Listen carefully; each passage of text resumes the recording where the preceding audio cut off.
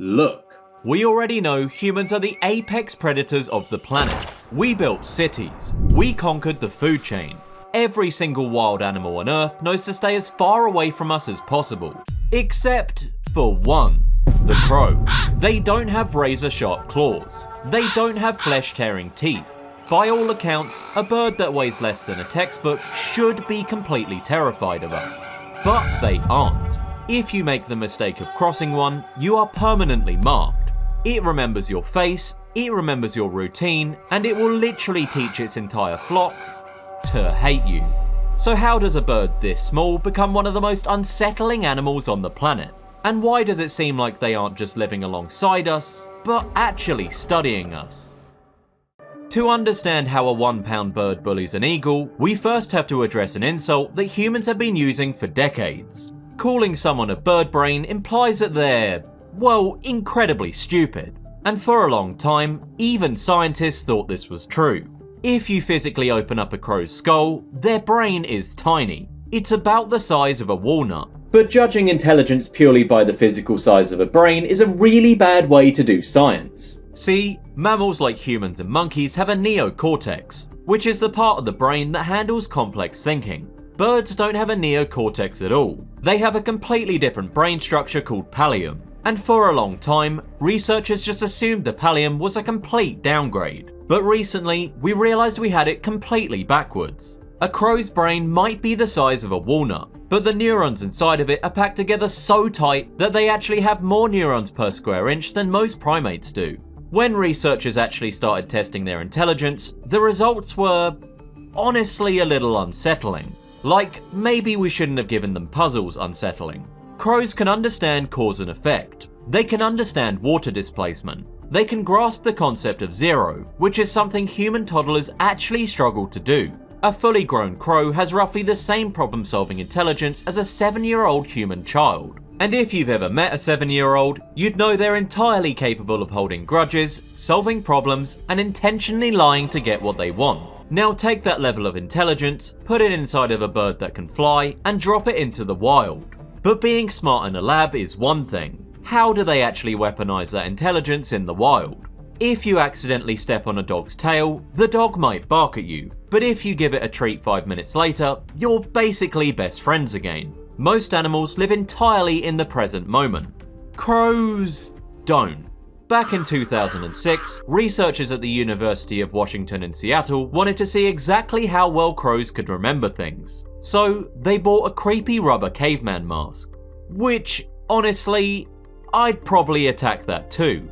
A researcher put the mask on, walked around the campus, and gently trapped a few crows in a net. He put little tracking bands on their legs, and he let them go. He didn't hurt them, he just annoyed them. Then, the researcher took the mask off and walked away. A few days later, a completely different person put the exact same caveman mask on and walked through the campus. Instantly, the crows recognized the face. They started screaming, dive bombing, and throwing absolute fits. They remembered the exact face of a guy who mildly inconvenienced them.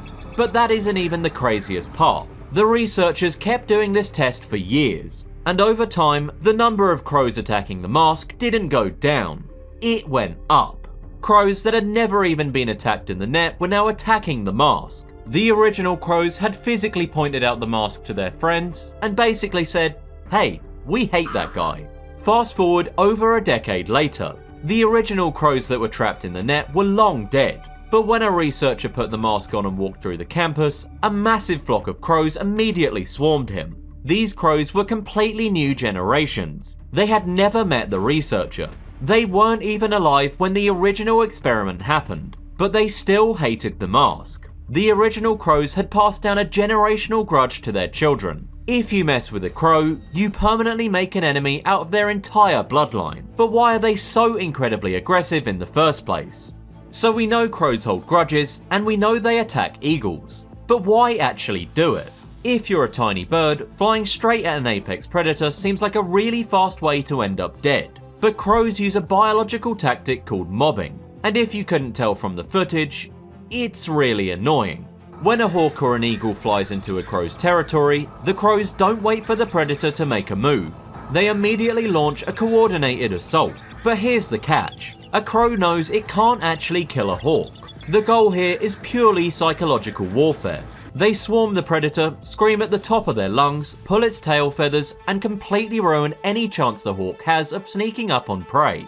Think about it from the hawk's perspective. You're trying to quietly hunt for a mouse, and suddenly 50 people are surrounding you, blowing air horns, and slapping the back of your head. You aren't going to stay there. You're going to leave. Because that just sounds completely miserable. Crows use mobbing to drive predators out of their zip code before the predator even gets hungry. It's preemptive warfare. They're literally just evicting anything that could become a threat later. This is a highly calculated defense strategy, but ruining a hawk's day just takes coordination. What happens when they need to physically manipulate the world around them? If you look at the absolute smartest animals on Earth, chimpanzees, dolphins, elephants, and obviously all of you watching Beyond the Green, they all share one major trait. They can use tools. A chimp will use a stick to pull termites out of a hole. An otter will use a rock to smash a clam. But for a long time, we thought that was the limit. Animals could find tools, but they couldn't make them. Then we tested the crows. In a famous experiment, researchers took a small bucket of meat and placed it at the bottom of a clear plastic tube. The tube was too deep for the crow to reach with its beak. Besides the tube, the researchers placed a straight piece of metal wire. A normal bird would just peck at the plastic tube for a few minutes and then give up. But a New Caledonian crow named Betty walked over to the wire, picked it up, and wedged the tip of it into a crack on the table. She then used her beak to physically bend the wire into a perfect hook. She walked over to the tube, lowered her newly manufactured hook down, grabbed the bucket handle, and pulled the meat up. She manufactured one from scratch, which is frankly a little embarrassing for the rest of the animal kingdom. And they didn't just stop at simple hooks. Crows have been observed solving complex 8-step puzzles. If they see a piece of food floating in a tube of water that's too low to reach, they'll go find heavy stones and drop them into the tube one by one, perfectly understanding that the stones will displace the water and raise the food to the top.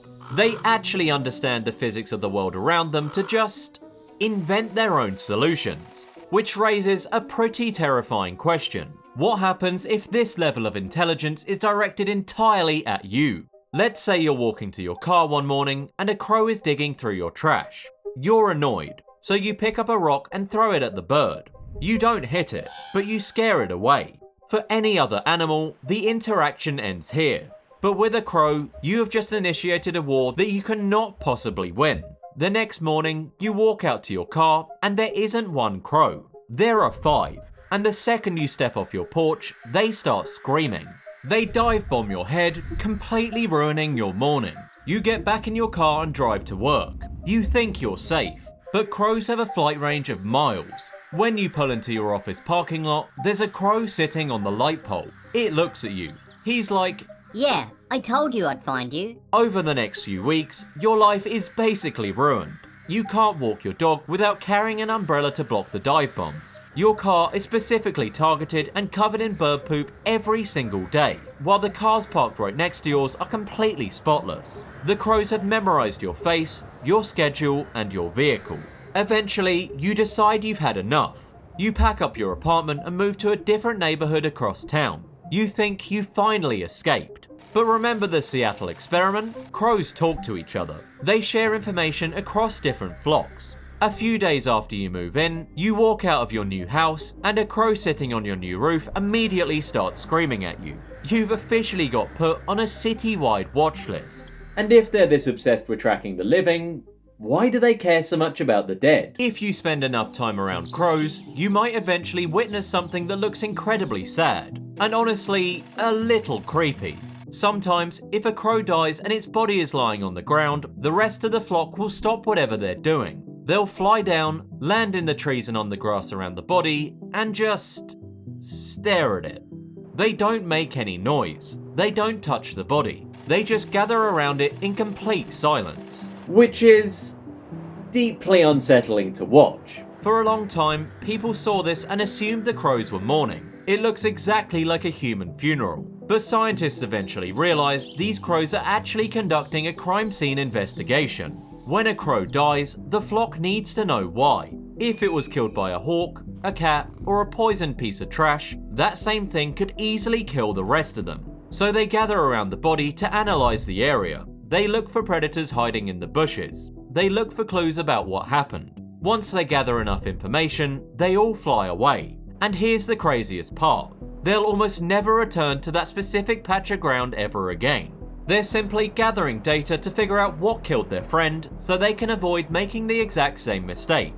But if you're going to organize a funeral and track down a killer, you kinda need to be able to talk to each other. So how are birds spreading this information so fast? If you hear a crow cawing in a tree, it just sounds like an annoying bird noise. But that noise is actually a structured form of communication. Crows actually have a complex language. Researchers have recorded crow calls and analysed the audio frequencies, and they found that crows use entirely different sounds to describe specific threats. They have a specific call that means, There's a cat in the grass. they have a completely different call that means, There's a hawk in the sky. they even have a specific call that translates to, There's a human holding a gun. they can convey the exact type of danger, where it is, and how fast it's moving, all through a series of calls. But it gets even weirder. Because crows live in tight-knit communities, they actually develop regional dialects. The way a crow communicates in New York City is completely different from the way a crow communicates in rural Texas. If you took a crow from Los Angeles and dropped it into a flock in London, the London crows literally wouldn't be able to understand it. They'd just be staring at him like, Mate, what are you even squawking about? They have accents. They have warning networks that span entire cities. They're coordinating on a level that most of the animal kingdom just can't. But if they can talk to each other, what happens when they start talking to other predators? So we know crows absolutely hate eagles and hawks, and will do everything in their power to annoy them. But their relationship with wolves is completely different. Out in places like Yellowstone National Park, researchers have noticed a really strange alliance between crows, ravens, and wolf packs. During the harsh winters, food is incredibly hard to find. If a crow spots a dead deer frozen in the snow, it has a major problem. A crow's beak isn't strong enough to tear through the frozen hide of a deer. The food is right there, but the crow can't actually eat it. So the crow will fly until it finds a wolf pack. It will then start making specific calls, swooping down and literally leading the wolves straight to the frozen carcass. The wolves follow the bird, find the deer, and use jaws that look like, yeah, that's definitely getting the job done. They just rip the carcass wide open. The wolves get a free meal, and the crows just sit in the trees and wait. Once the wolves are full and leave, the crows fly down and eat the scraps that are now completely exposed. The wolves provide the muscle, and the crows provide the GPS. They're actively using apex predators to do their dirty work, and the wolves actually tolerate this. Researchers have even seen crows playing games with wolf pups, flying just out of reach and letting the pups chase them around. The wolves know the birds bring them food, and the birds know the wolves do the heavy lifting. They basically just hack the food chain. But despite all this intelligence and all these alliances, are they actually invincible? With all this talk of mobbing eagles, holding grudges, and manipulating wolves, it's easy to start thinking of crows as these untouchable kings of the forest. But realistically, that's entirely false. A crow is basically made of glass. Like most birds, they have hollow bones to help them fly. They weigh almost nothing, and their main weapon is just a pointed beak. If a red-tailed hawk actually manages to grab a crow during a mobbing attack, the fight doesn't last 10 minutes. It lasts 1 second. The hawk's talons will instantly crush the crow's ribs, and the crow is dead. Which is a pretty solid reason to never fight a hawk alone. Crows have to rely on numbers and strategy to survive. If a single crow gets caught alone in the woods with a hawk, the crow isn't going to start dive bombing. It's going to hide, and it's going to stay completely silent. Their entire dominance relies on the fact that they have backup. Without the flock, a crow is just another weak bird on the menu.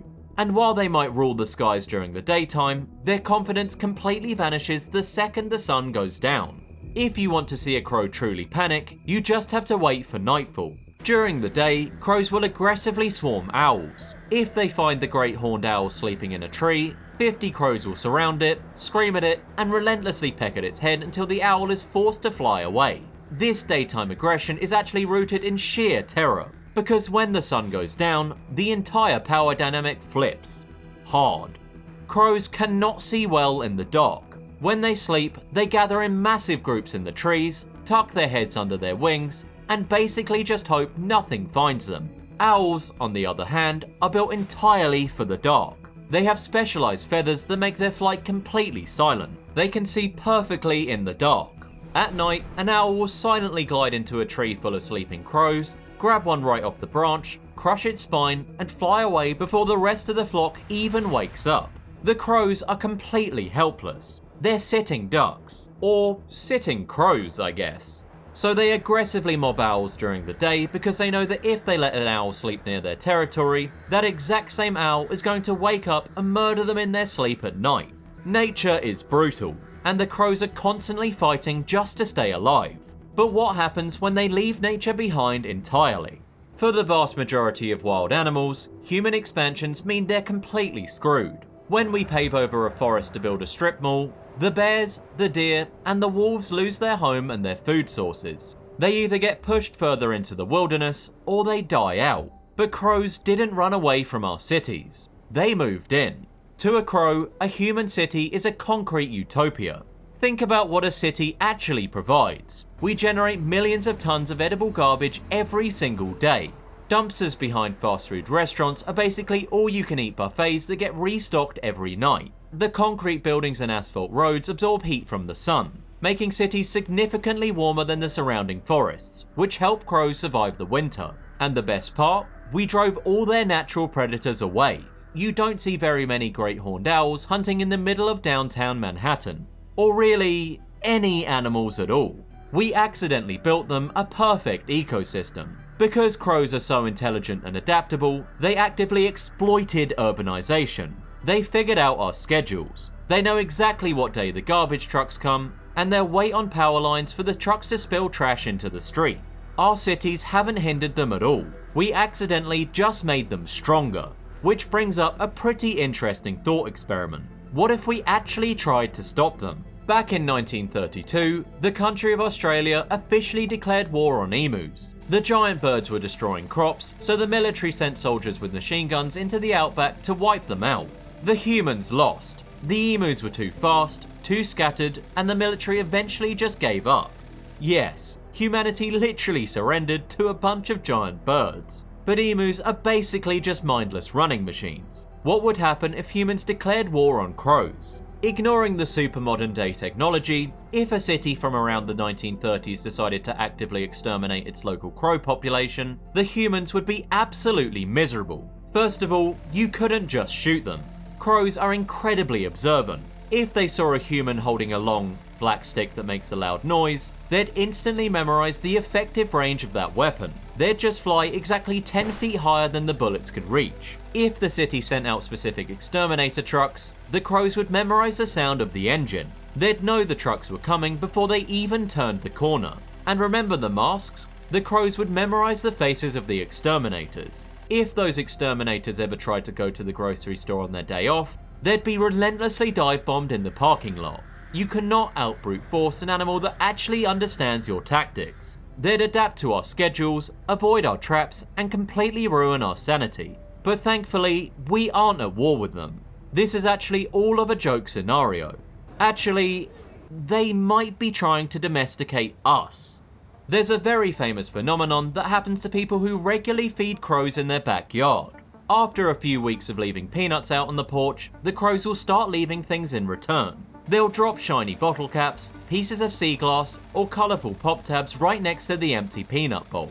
When humans see this, we think it's adorable. We think, oh look, the bird brought me a gift. We're friends. Meanwhile, the bird is basically sitting in the tree going, Yes, human, take the shiny trash and dispense the peanuts. Because if you look at it from the crow's perspective, the dynamic is actually completely reversed. The crow has simply analysed the situation and realised that humans really like shiny garbage. And when the human gets shiny garbage, the human dispenses high-calorie peanuts.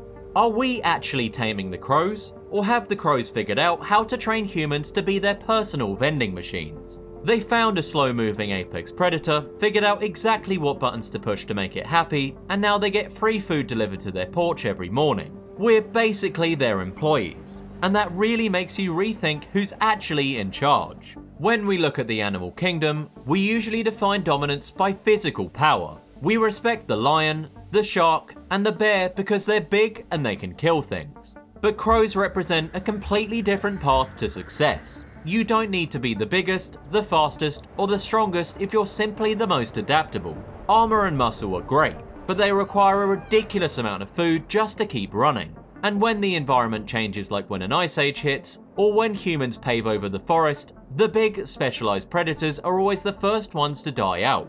But intelligence scales with any environment.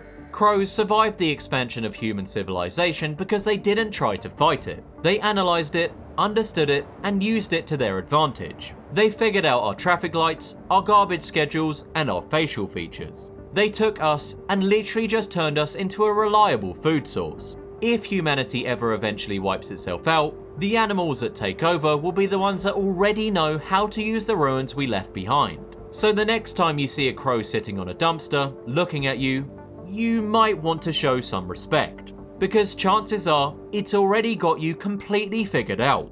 But anyways, thank you guys for watching, and I hope you enjoyed me hyping crows up for the past 20 minutes.